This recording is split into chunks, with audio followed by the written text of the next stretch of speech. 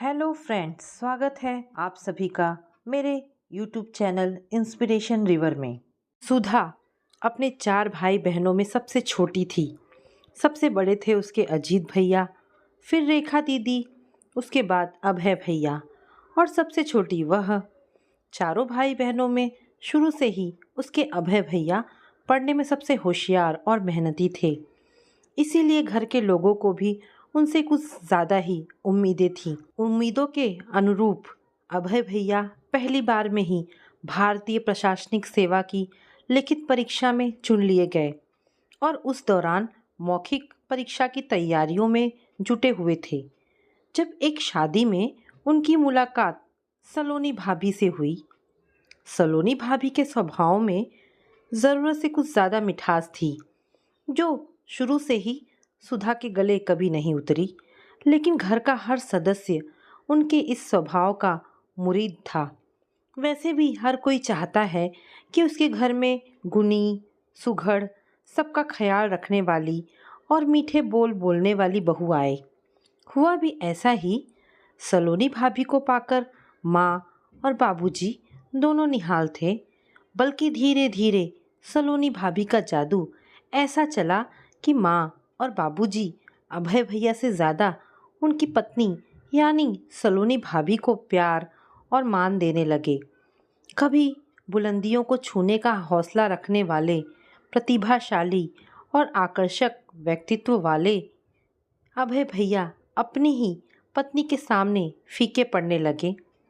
निम्न मध्यम वर्गीय परिवार की साधारण से थोड़ी सुंदर दिखने वाली सलोनी भाभी को अभय भैया में बड़ी संभावनाएं दिखीं या वाकई प्यार हो गया, किसे मालूम। लेकिन अभय भैया उनके प्यार के जाल में ऐसे फंसे कि उन्होंने अपना पूरा कैरियर ही दांव पर लगा दिया। उनसे शादी करने की ऐसी जिद ठान ली कि उसके आगे झुककर उनकी मौखिक परीक्षा के तुरंत बाद उनकी शादी सलोनी भाभी से कर दी गई। शादी के बाद भाभी ने घर वालों से बहुत जल्द अच्छा तालमेल बना लिया। लेकिन अभय भैया को पहला झटका तब लगा जब भारतीय प्रशासनिक सेवा का फाइनल रिजल्ट आया। आईएएस तो दूर की बात, उनका तो पूरी लिस्ट में कहीं नाम नहीं था। अब उन्हें अपना सपना टूटता नजर आया। वे सलोनी भाभी को माँ बाबूजी के सुपुर्द कर नए सिरे से अपनी पढ़ाई शुरू करने गुड़गांव चले गए। अभय भैया भारतीय प्रशासनिक सेवा की परीक्षा में 3 बार शामिल हुए, हर बार असफल रहे। भैया हतप्रभ थे। बार बार की इस असफलता ने उनके आत्मविश्वास को जड़ से हिला दिया।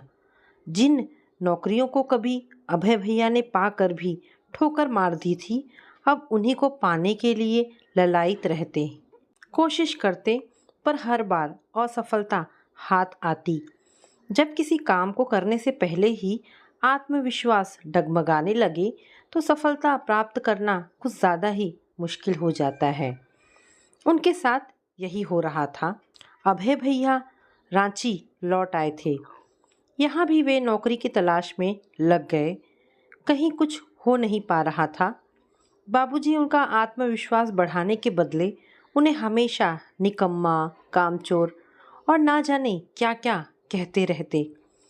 प्रतिभाशाली लोगों को चाहने वालों की कमी नहीं होती और उनसे ईर्ष्या करने वाले भी कम नहीं होते। होता यह है कि जब कोई प्रतिभाशाली व्यक्ति कामयाबी की राह नहीं पकड़ा पाता तो चाहने वाले उससे मुंह मोड़ने लगते हैं और ईर्ष्या करने वाले ताने कसने का कोई मौका नहीं छोड़ते। अभय भैया से जलने वाले रिश्तेदारों और पड़ोसियों को भी मौका मिल गया उन पर तरह तरह के व्यंग बाण चलाते रहने का। उनकी असफलता से आहत उनके अपने भी उन्हें जब तब जलीकटी सुनाने लगे। पास पड़ोस के लोग तो अक्सर उन्हें कलेक्टर बाबू कह उनके जले पर नमक छिड़कते, जिसे सुनकर एक बार अभय भैया तो मरने मारने पर उतारू हो गए थे। जब बाबूजी को इस घटना के बारे में मालूम हुआ तो वे क्रोध में अंधे हो गए। उन्हें बेशरम और नालायक जैसे शब्दों से नवाजते हुए मारने तक दौड़ पड़े थे। पूरी तरह टूट चुके अभय भैया देर तक ड्राइंग रूम के एक कोने में सुबक सुबक कर रोते रहे थे। उनका तो आत्मविश्वास के साथ जैसे स्वाभिमान भी खत्म हो रहा था। दूसरे ही दिन नौकरी की तलाश में जाने के लिए उन्होंने बाबूजी से ही रुपए मंगवाए थे। भाई की दुर्दशा से आहत बड़े भैया ने दूसरा कोई रास्ता न देख समझा बुझाकर उनका दाखिला कॉलेज में करवा दिया। अभय भैया के ऐसे कठिन समय में उनका साथ देने के बदले सलोनी भाभी माँ और बाबूजी के पास बैठी उन्हें कोसती रहती और आंसू बहाती रहती, जिससे उन लोगों की पूरी सहानुभूति बहू के साथ होती चली गई और अभय भैया के लिए उनके अंदर गरम लावे की तरह उबलता गुस्सा ही बचा रह गया था। क्षणिक आवेश में लिए गए जीवन के एक गलत फैसले ने अभय भैया को कहां से कहां पहुंचा दिया था। विपरीत परिस्थितियों के शिकार अभय भैया के मन की स्थिति समझने के बदले जब तक उनके जन्मदाता बाबूजी ही उनके विरुद्ध कुछ न कुछ बोलते रहते। वे अपनी सारी सहानुभूति और वात्सल्य सलोनी भाभी पर निछावर करते और अपनी सारी नफरत अभय भैया पर उड़ेलते। सलोनी भाभी ने अपनी मीठी जबान और सेवा भाव से सास ससुर को अपने हिसाब से लट्टू की तरह नचाना शुरू कर दिया था। वे जो चाहती जैसा चाहती माँ बाबूजी वैसा ही करते। अभय भैया वकालत पास कर कोर्ट जाने लगे, पर उनकी वकालत ढंग से चल नहीं पा रही थी। पैसों की तंगी हमेशा बनी रहती। इस दौरान उनके 2 बच्चे भी हो गए, वंश और गुड़िया। शुरू से ही बड़ी होशियार सी सलोनी भाभी अपने दोनों बच्चों को अभय भैया से दूर अपने अनुशासन में रखती। बात बात में जहर उगलकर बच्चों के मन में पिता के प्रति उन्होंने इतना जहर भर दिया था कि अपने पिता की अवज्ञा करना उनके दोनों बेटा बेटी के लिए शान की बात थी। घर के बड़े ही जब घर के किसी सदस्य की उपेक्षा करने लगते हैं तो क्या नौकर क्या बच्चे, कोई भी उसे जलील करने से नहीं चूकता। वंश और गुड़िया पूरी तरह बाबूजी के संरक्षण में पल बढ़ रहे थे, पर उनका रिमोट कंट्रोल हमेशा सलोनी भाभी के पास रहता। अभय भैया तो अपने बच्चों के लिए भी कोई फैसला लेने से वंचित हो गए थे। धीरे धीरे उनके अंदर भी एक विरक्ति सी उत्पन्न होने लगी थी। अब वे देर रात तक यहाँ वहाँ घूमते रहते, घर आते बस खाने और सोने के लिए। घर के लोग सलोनी भाभी की चाहे जितनी बड़ाई करे, पर जब भी सुधा उनके स्वभाव का विश्लेषण करती, उसे ऐसा लगता कुछ है जो सामान्य नहीं है। सलोनी भाभी की ज़रूरत से ज़्यादा फर्ज निभाने का उत्साह उसके मन में संशय भरता। वह अक्सर माँ से कहती, माँ ज़्यादा मिठास की आदत मत डालो, कहीं तुम्हें डायबिटीज़ ना हो जाए। उसकी बातें सुनते ही बड़ों की आलोचना करने के लिए माँ 10 नसीहतें उसे सुना देती।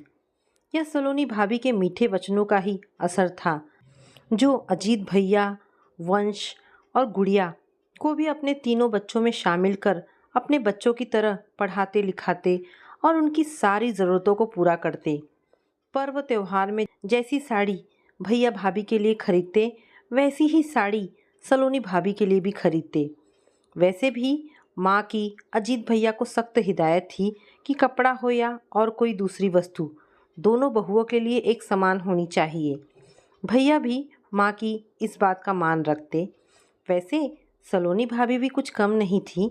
जब तब बड़ी भाभी के कीमती सामान पर भी मीठी छुरी चलाती रहती।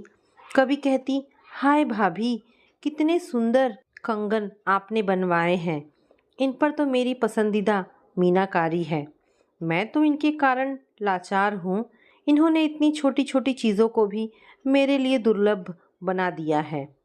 झट बड़ी भाभी अपना बड़प्पन दिखाती, अरे नहीं सलोनी, इतना मायूस मत हो, तू इन्हें रख ले, मैं अपने लिए दूसरे बनवा लूँगी।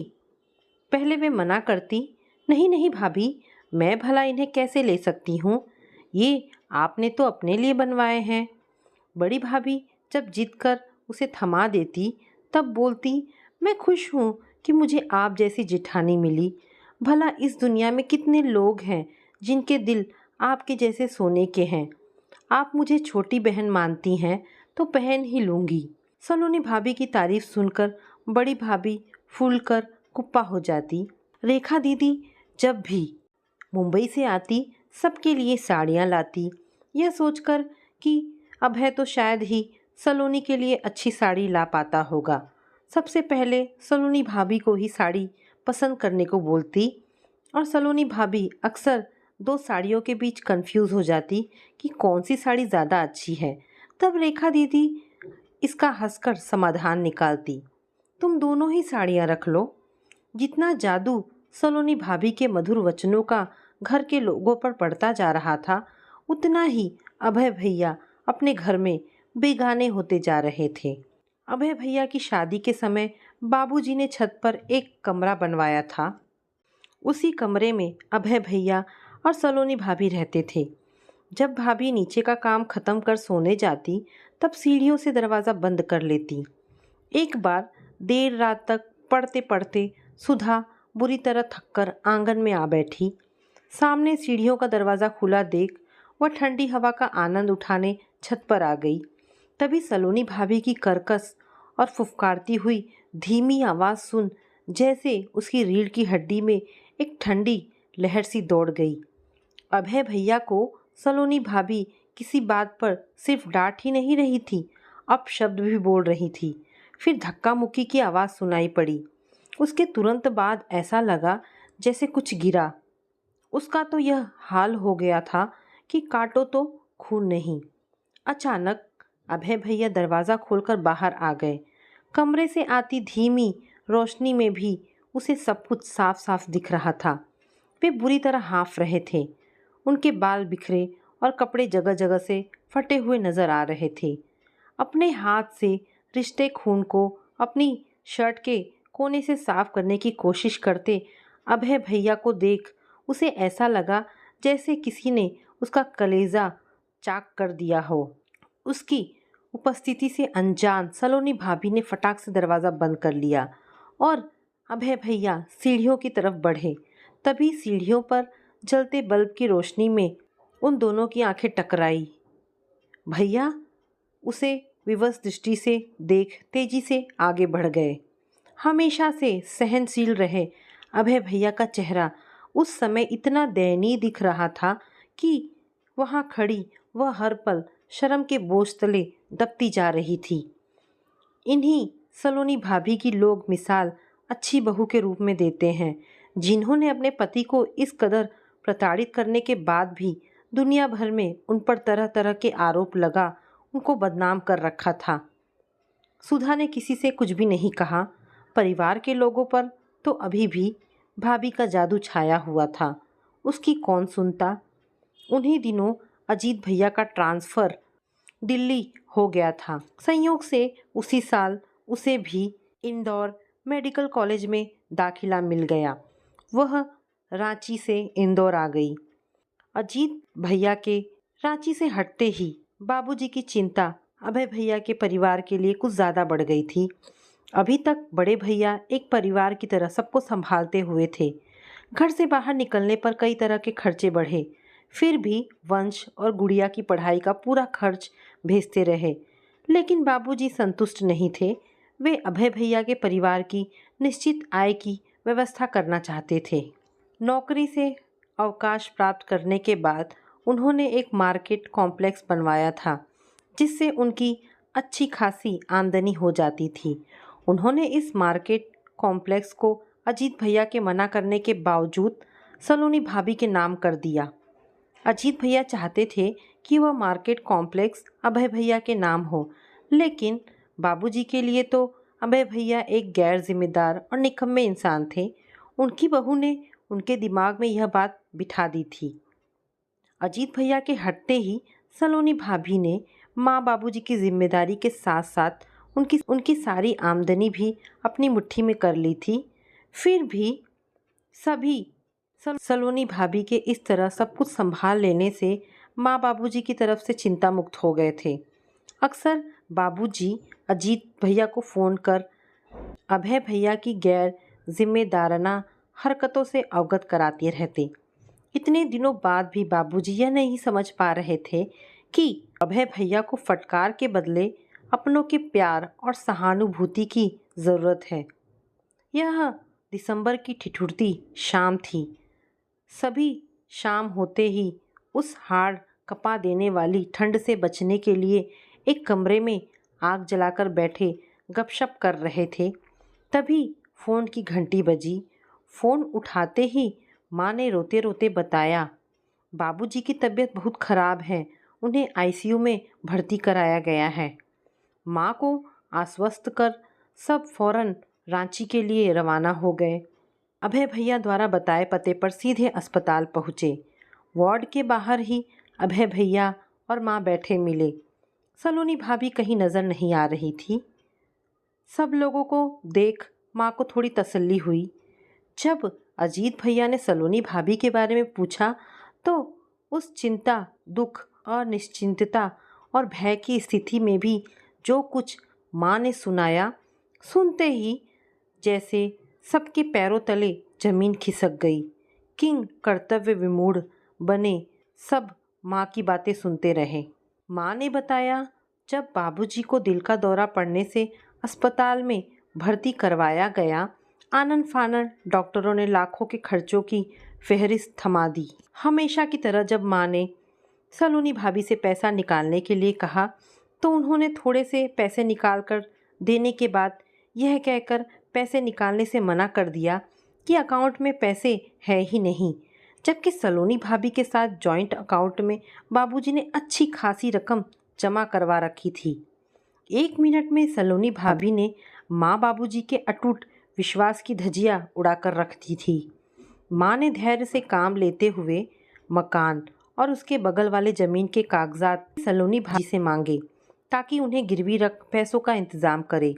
तब उन्हें पता चला दुकान की रजिस्ट्री के समय वे सब भी सलोनी भाभी ने अपने नाम करवा लिए थे।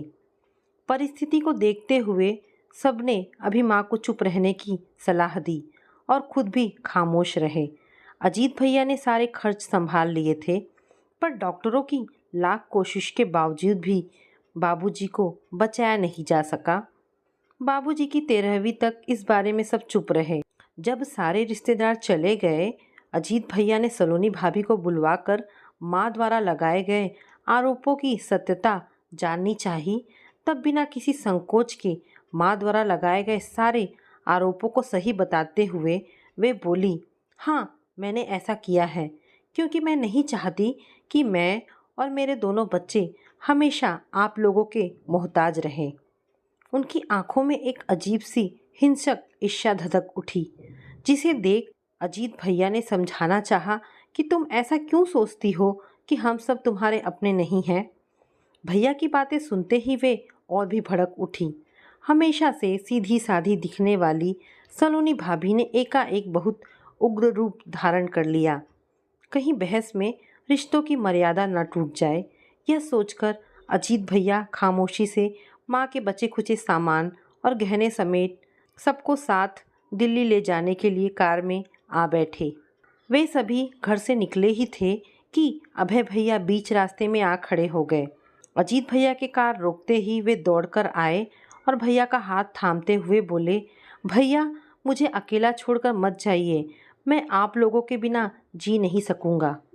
भैया कुछ बोलते उसके पहले ही भाभी गाड़ी से उतरकर अभय भैया का हाथ थाम अपने बगल में बैठाते हुए बोली, चलो तुम मेरे साथ चलो। इतना प्रतिभाशाली होकर भी किस कदर तुमने अपनी ज़िंदगी को नरक बना दिया। बहुत हुआ यहाँ सब। तुम्हें मैंने हमेशा अपना छोटा भाई समझा है। देखना मैं तुम्हें फिर से कैसे बुलंदियों पर पहुँचाती हूँ। जितना तुमने ज़िंदगी में चाहा होगा उसका चौगुना तुम पाओगे। यह तुम्हारी बड़ी भाभी का तुमसे वादा है। एक दिन तुम यह भी देखोगे कि कैसे तुम्हारी यही बीवी बच्चे सिर के बल दौड़े तुम्हारे पास आएंगे।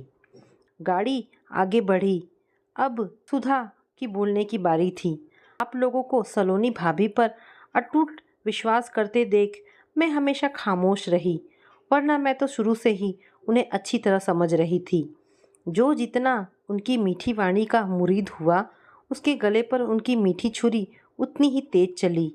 आप लोगों के तो फिर भी धन संपत्ति पर ही उनकी मीठी छुरी चली।